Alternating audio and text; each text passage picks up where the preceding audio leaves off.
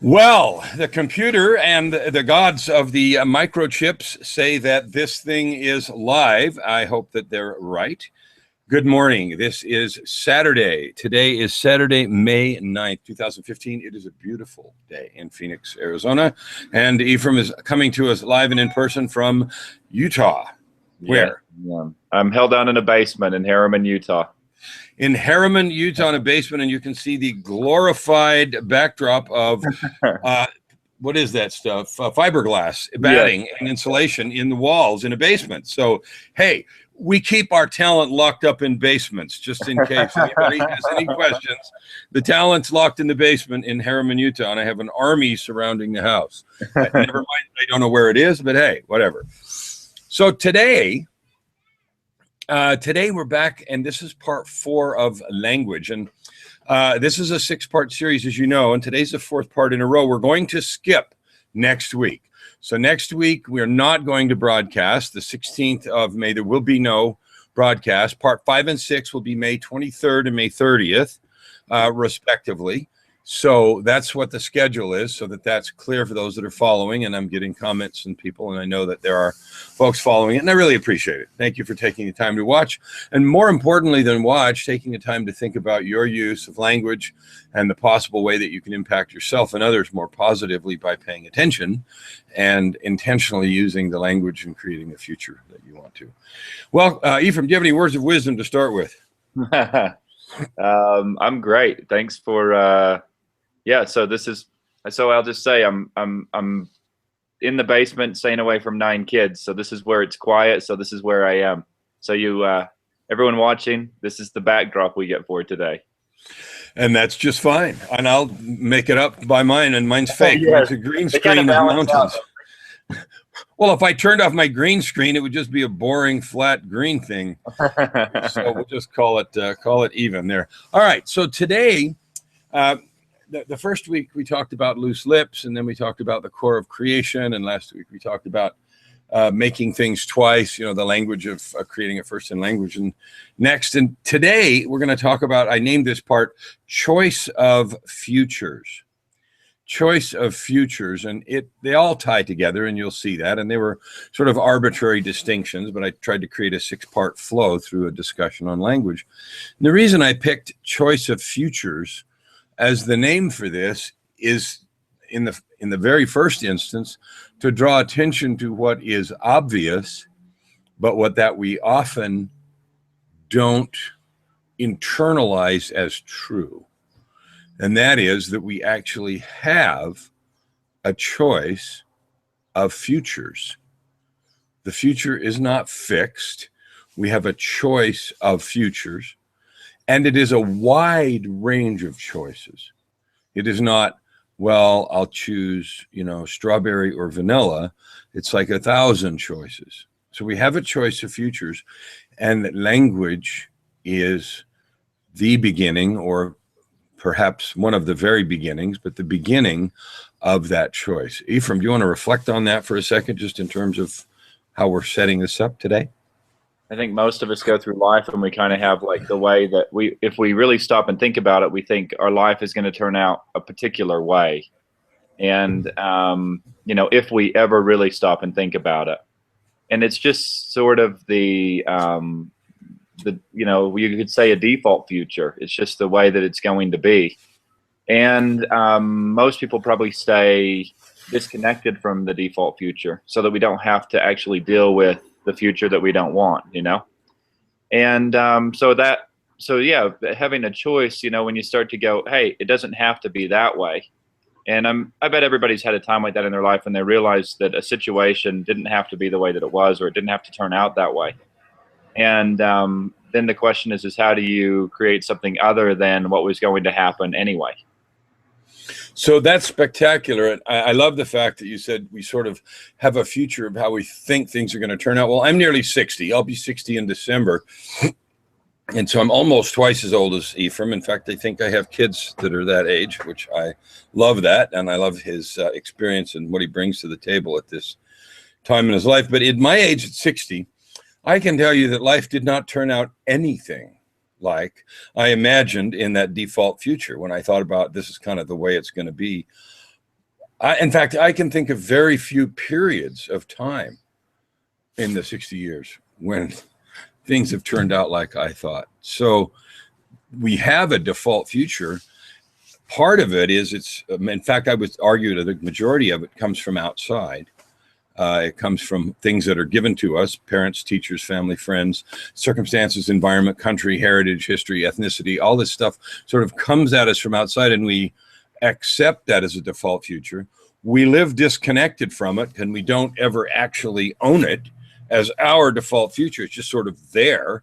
And then it doesn't happen anyway. We have no real energy around creating it. And so it's just a sort of blob that often interferes with the creation of a real future that we might want. So do you want to untangle that mess that I just said?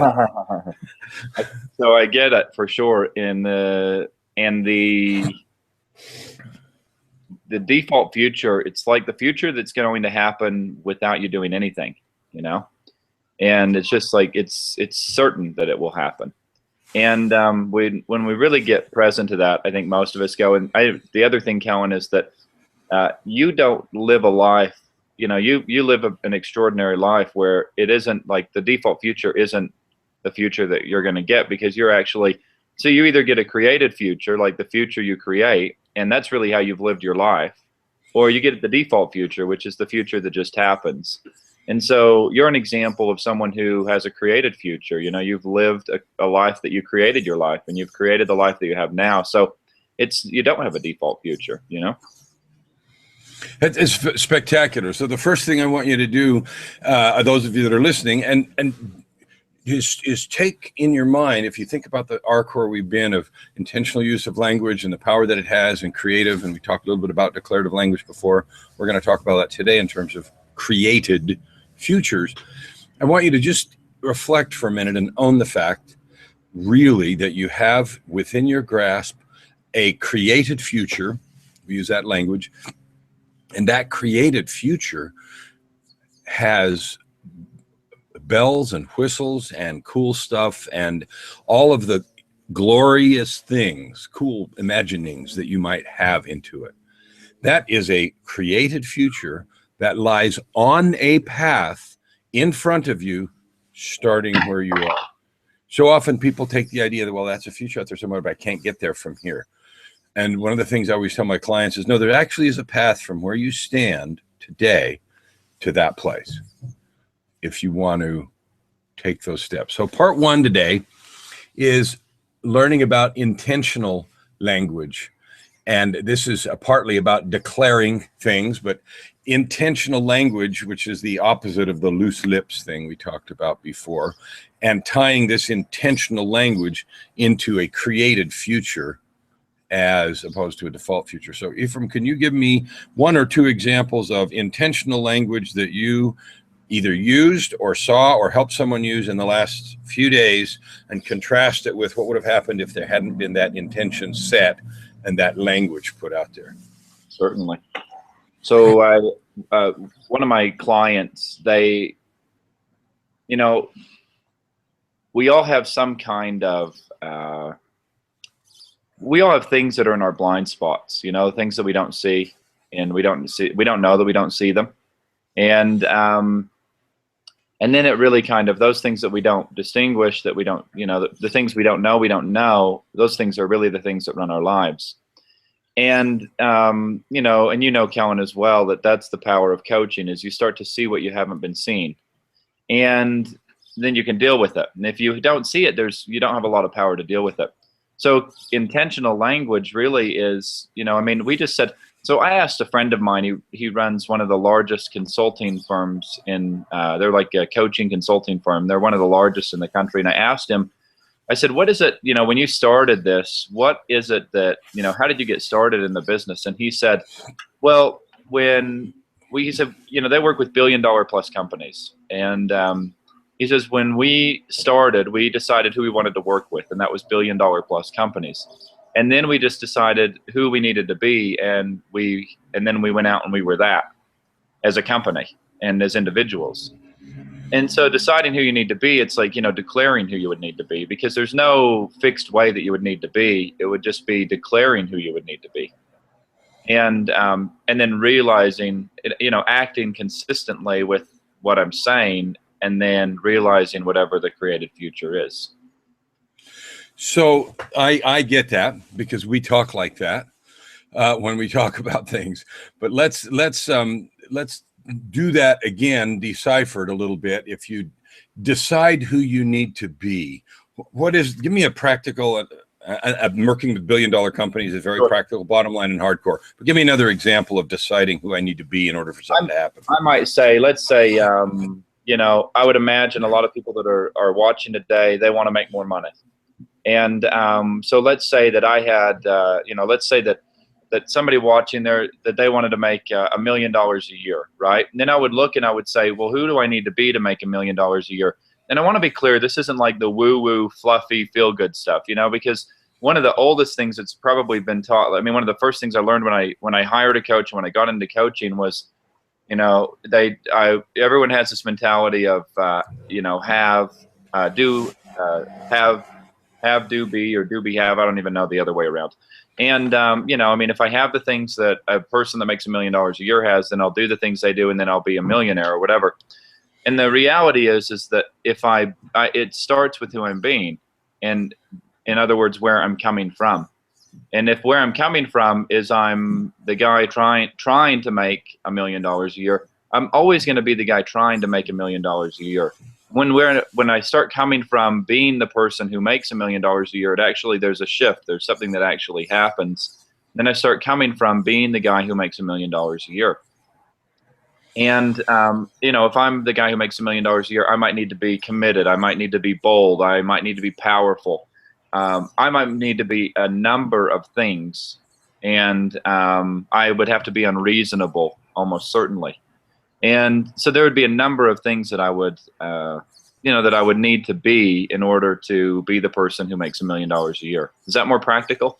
It's very practical, and I want to just go with that for a second. Not just talking about being that. You said you used the word being unreasonable, and that is such a fun, easy, and powerful concept, because if you ski, or if you water ski, and you see someone do something difficult, or ski down a black and you're not a black yet, you're a blue, or you're a black and you see someone to jump in a double and you're like, holy crap. And you say, your mind automatically goes to the feeling of, it is not reasonable, or it doesn't make sense that I can do that. It just, you know, you just sort of feel that. You don't actually even say it. You just sort of, well, yeah, well, of course. I mean, you know, I just can't do that, right? So you don't think about it, because your whole being, and I'm using the word in both ways, your whole being and your whole being is in the place of, I can't do that.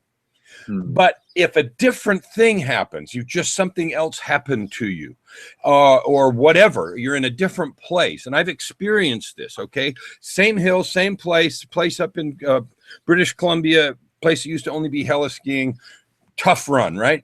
Had skied it in a scared way, and you know, barely got down, whatever. And then one day, for some reason, something else had happened. I'd had some real success. And so I just, same run, same hill, 2 days later, whatever it was, I decided I'm going to be something else. And my being was consistent with that internal being. And so I just ripped it up, had a great time, and it was fabulous down this hard run. And so it was the same thing. And all that happened was I decided to be somebody else. I decided to be the guy that could ski. I mean, I saw him, there he is. I can see him there. I'm just going to go be that. And I did it. And it happened over the space of just, you know, a short time, without anything other than an internal change. And so that's an example of something physical that happened to me a few years ago that was exhilarating and powerful. When I got to the bottom of it, the whole experience around being that was different.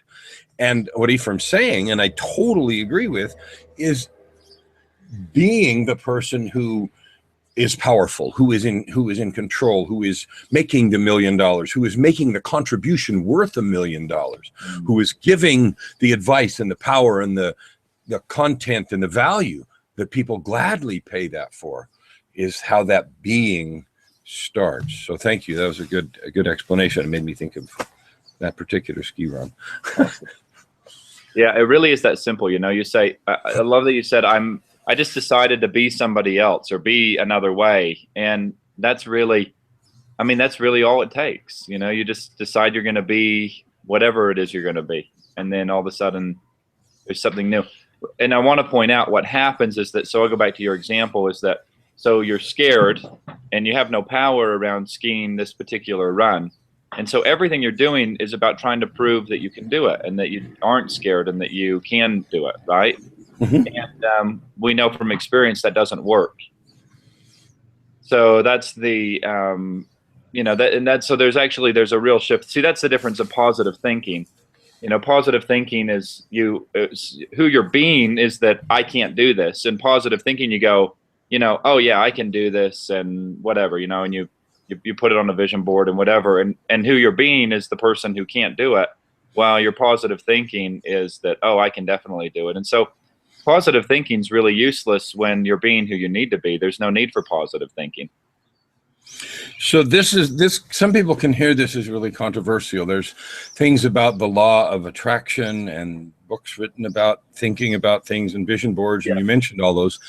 And there are people who swear, and by their own experience, that by having done that, those things come into their lives. And so here's the distinction I'm hearing you make, and I want to make it clearly and in black and white because I want to get the difference. If I create a vision board and I still live in fear of not having the vision board, and it's up there and I want it and I want it, and I write pictures of checks of $1 million up there, or big houses or boats or cars or planes, trains and automobiles, or I don't care what, you know, myself getting a picture taken with Ephraim shaking my hand because he's the coolest guy I know, or something, whatever it is, right? So there's my vision board, and I live in ache of being it, and I want it, and I try to raise my energetic vibration and all of those words. It will do nothing because my beingness is one of fear or of not having that. If on the other hand, I have a picture of who I want to be or what I want to have, and then I don't sit there and do this, but I simply go be that, inspired by, hopeful by, changing the colors on the house in the picture, whatever it is, but go be that person energetically and confidently creating that space by being that, then all of those things happen, not because I went, oh, but because I went and did and was that thing. And that's the difference, complete difference between positive thinking, positive affirmations, positive vibration, and everything else that are inherently contradictory because they're juxtaposed against an energy of not having and not being. And the difference between that and the actual being of it that happens to be driven by a picture you saw, okay, that's something I want, cool, I'm going to go be that. Does that make sense? Yeah, and I get that. Yes, it makes perfect sense, and I get what you're saying about it as well, because most people go, well, wait a minute, you know, I watched The Secret and I, you know, have studied the law of attraction, or, you know, I mean, if there's those people, or and, you know, people who have, you know, there's been countless books and people who will tell you all about positive thinking and why it works. And I am saying you can throw all of that away, and it's pointless when you're being who you need to be. Now, if having the vision board and having the thing, like, you know, whatever the future is that you're creating, if that keeps you present to who you need to be to have that, you know, use the vision board, read the books, do whatever it is. But if it's about positive thinking, it'll be useless because it's positive thinking on top of a weak way of being, and or, you know, a disempowered way of being. And then, you know, we talk about action and going out and doing, and, you know, they call it being in action. And the way I think of that is it's literally who you're being in action, rather than you're doing anything. It's just who you're being in action, because when you're being that way, there's a natural action that you take, and it's really an effortless way of living life.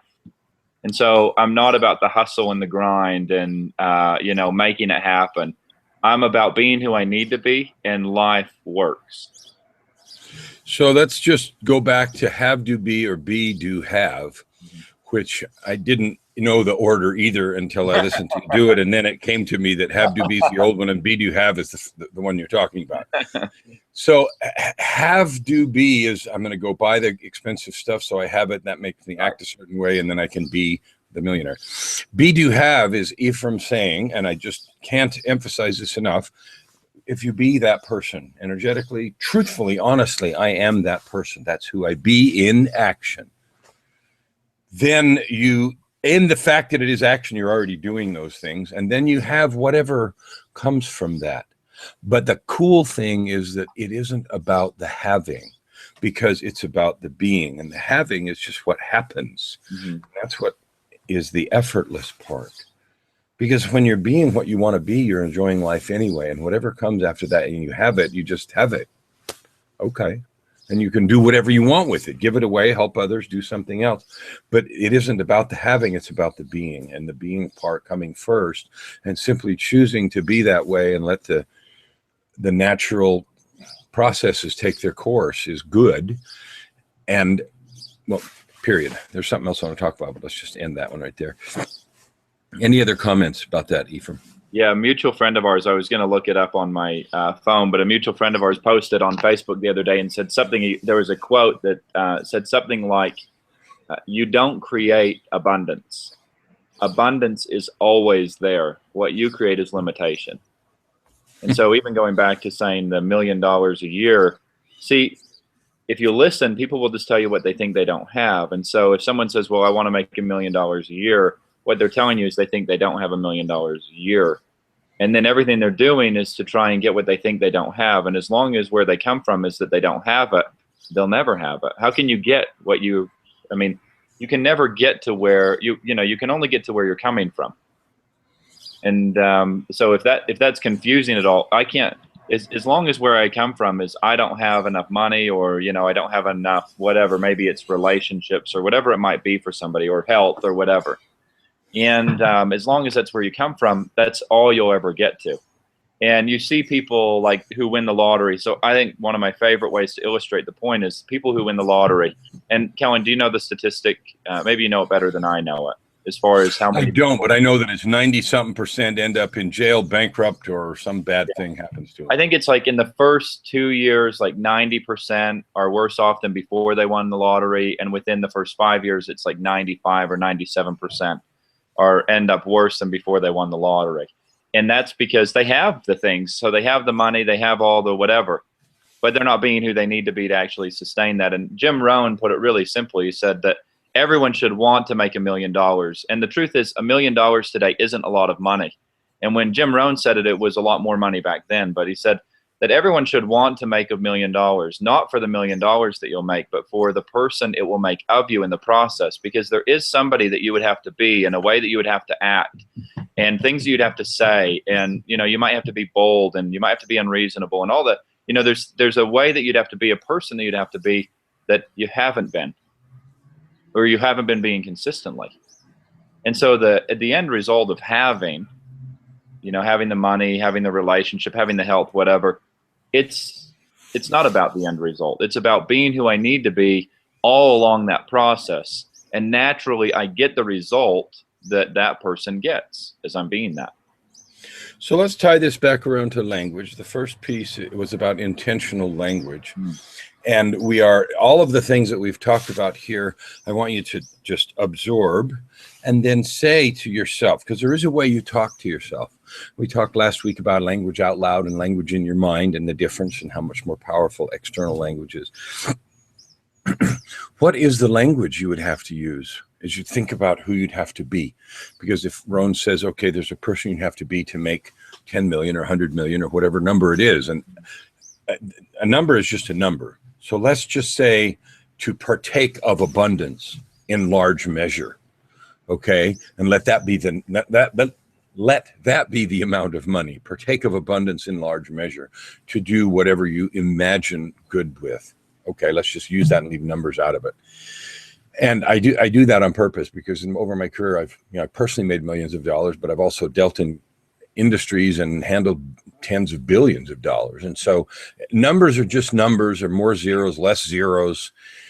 And it is a way of creating our own limitations, particularly when we take it out of public funds and big thing down to our own personal self. It feels like all those zeros just drop off the end real quick, and the energetic thing sucks right out of your stomach when you take it down to a personal level. So I want you to think about language now. I want you to think about language. You that are watching, and Ephraim, I'm going to ask you something about that too. What are declarations that you would make for future realities? Let's say that I decide, you decide, or someone watching decides that they want a created future that has better relationships or more abundance or a way of being that is that.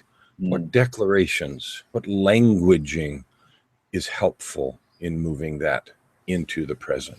Really great question. And I want to say that it's not when I say declaration, people think about, I can't even think of the word, but a declaration like or an affirmation. I'm not talking about that. I'm talking about actually declaring, I can stand, there's a lot of, new age, and some of the gurus today, they'll tell you like, when you wake up and you have 10 declarations or whatever it might be, right? That's not what I'm talking about.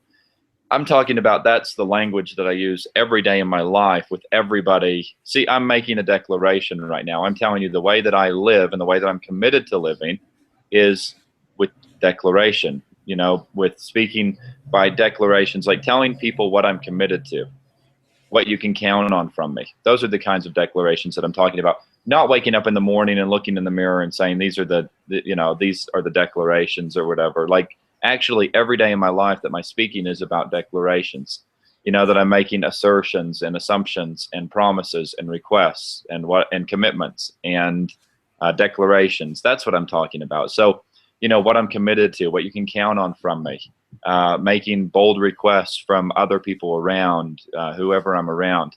And that's what I'm talking about. I'm not talking about something that makes you feel good in the morning, although you're welcome to do that as well. It just won't make the difference that you're looking for in your life. And I know you'll agree to that, Kellen. Like, fine, if you want to make declarations in the morning, do that.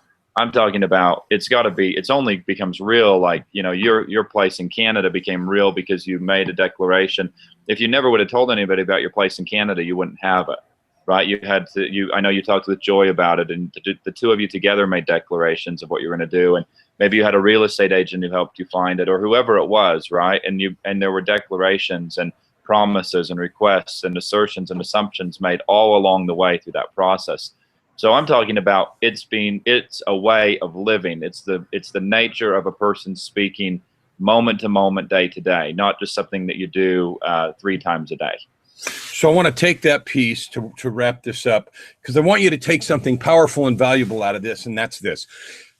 You can make whatever declarations in the morning you want, affirmations, like Ephraim said, I don't care. The key piece is every single piece of language you use after that consistent with, reinforcing with the, if you want to say declarations, obligations, bold requests, assertions, promises, commitments, are they consistent with that? So I'm going to lose weight and work out today, and then I'm going to go eat garbage for breakfast and watch TV. Those are inconsistent actions and behaviors and assertions following the declaration, which is now garbage because it's just wasted molecules in the air. If, on the other hand, you say, I'm going to do something better for my health today, and then you change your breakfast and you go take a long walk and you spend some extra time with the dog and you meditate a little and you say no to some garbage food, those are actions that are being in a consistent fashion. And whether you verbalize all those things or they simply are what you do, created power around the declaration that you made. And so I'm not saying, neither is Ephraim, don't say things. Say things. Behave and do and act with every other word, vibration, thought, and feeling consistent with that. And that is the process of being that we're talking about, so that those things that you do are consistent with the being, and then the having piece becomes insignificant. It does take care of itself. I'm not saying you have nothing and you need to be then content with nothing and live in a tent. I am saying the having becomes not an urgency because it is a consequence of the being, not the driver and urgency. And the difference is that the way you feel about it. The having when you don't, and the having when you have come it the other way is like it just is, and you don't actually even think about it. And that's the little rant for the closing part. Any other thoughts, Ephraim, as we wrap up today? I'll say this is that because someone might be thinking this is that, and I know we're right at our time now. So it's people will say to me sometimes, they say, you know, it's just semantics. And my reply to that is, I'm glad you noticed, because that's all we have. Language is what we have, and it is all semantics. So I want to encourage you. Go back and listen to the other ones. Listen to this. Make a commitment, a bold declaration to pay attention to your language, to use it intentionally, to use it powerfully, to create the future you mean to create, and then be that future. Be into the future that you language. And join us in 2 weeks. If you want to get a hold of me, www.breakthecagenow.com. If you want to get a hold of Ephraim, get a hold of him through me. That's fine also. Love the fact that you're here paying attention. We'll see you in 2 weeks for part 5 of our series on language. Thank you, Ephraim, for being here today. Awesome. Thank you.